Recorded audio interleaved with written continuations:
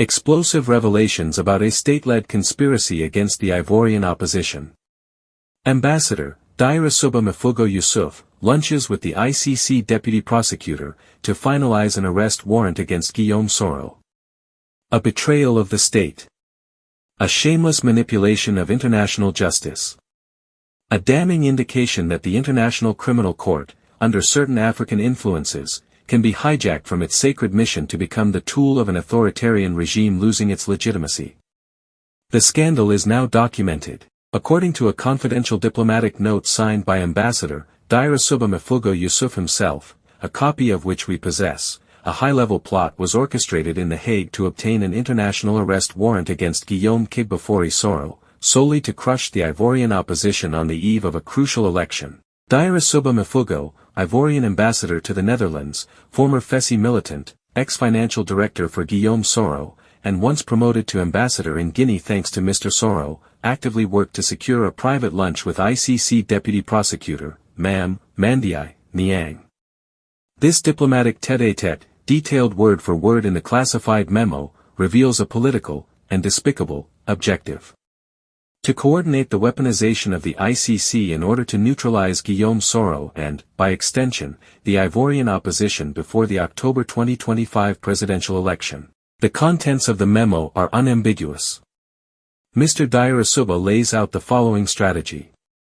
Propose that Abidjan draft an official memorandum addressed to the ICC, formally requesting prosecution against Guillaume Soro. In return, the deputy prosecutor, complicit in this maneuver, would agree to support the initiative, disguising a political operation behind a judicial facade. But this is not the first time the Ouattara regime has tried to manipulate ICC officials to fulfill its sinister goals. One recalls the scandal surrounding former prosecutor Fatou Bensouda, accused of being bribed with stacks of cash from Abidjan, with the support of the Quai d'Orsay, to secure the conviction of Laurent Gbagbo. History caught up with her. Mrs. Bensouda left in disgrace, rejected by her own, and discredited by history. Today, it is Deputy Prosecutor Mandiaye Niang, 64 years old, who risks suffering the same fate, or worse. Why must it always be Africans betraying other Africans? What curse of servitude afflicts these elites, who sell out their own people for a few career promises or a handful of euros? The Ouattara regime, through its ambassador, no longer even fears tarnishing what remains of the rule of law. It is attempting, via international justice, to silence dissenting voices and intimidate any form of popular mobilization, just as the specter of an unconstitutional fourth term looms. It is intolerable that an ambassador, who is meant to embody the diplomatic sovereignty of his country, becomes the executioner of a regime in distress, instead of defending the higher interests of the nation. And it is even more disgraceful that this same ambassador, once elevated to power by Guillaume Soro, now commits such a brutal political betrayal, all in the hope of currying favor with Tani Birahima Ouattara, alias the Vile, and climbing a few rungs up the career ladder. This case marks a turning point. It proves that the ICC can be infiltrated and diverted by African dictatorships, to settle political scores rather than to prosecute genuine war criminals, or perpetrators of crimes against humanity. History will judge. Diarrassouba Mifougo should reflect on the fact that Alassane Ouattara himself lived in exile for 17 years before becoming president.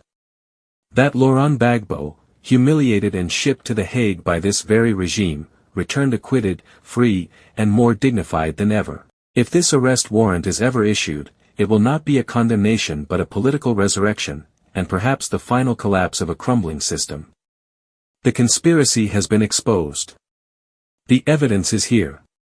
The world is now watching. Whether Soro's supporters choose to believe it or not, I have done my part. As you can see, I'm with the FAIRDIF office that organized IO Paris.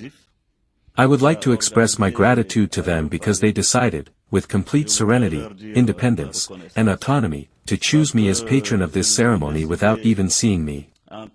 I know that when it was said that Guillaume Soro was to be the patron of the ceremony, IO Paris, it sparked various comments. So I would like to thank them because I know they have suffered a lot because of me. They have had to be insulted, attacked because I was the one chosen as patron. Today, I ask them not to give in to provocation, not to feel unhappy, or sad about the insults that some of our fellow citizens have directed at them. Sometimes, there have even been death threats against some of their members. But I know that everything has its time. Today is the time for forgiveness and reconciliation. Offer forgiveness to all those who insult you, who attack you, who threaten you. I also know that you have certainly been accused of being bought off, and that I had to give you billions of euros. I didn't say CFA francs. I said billions of euros. I myself don't have those billions of euros. But if you are told that Guillaume gave you billions of euros, don't deny it, because perhaps one day, God will make me give you those billions of euros. But for now, I ask one thing of you. Go everywhere to spread the language of forgiveness and reconciliation. Do not hesitate to ask for forgiveness, even from those who attack you, because Côte d'Ivoire deserves to be asked for forgiveness and to be reconciled. We will not continue to bequeath our own hatred to future generations. Our children, our grandchildren also have the right, as elsewhere, to live reconciled. If in Rwanda, those who experienced the genocide, are today a homeland that is working, that is in movement, it is not we who are not going to be reconciled. This is therefore the message that I wanted to say to my brothers-in-law, to my parents. If I do not say it to you, who will I say it to in Côte d'Ivoire? I am counting on you. Without hatred and without rancor, continue to work for peace, for forgiveness and reconciliation in Côte d'Ivoire. Mr. President, this is what I wanted to say to you. Chris Yapi does not lie. Find Chris Yapi on his 2 YouTube channels, his Rumble channel, his TikTok, X, Instagram, VK and Threads accounts.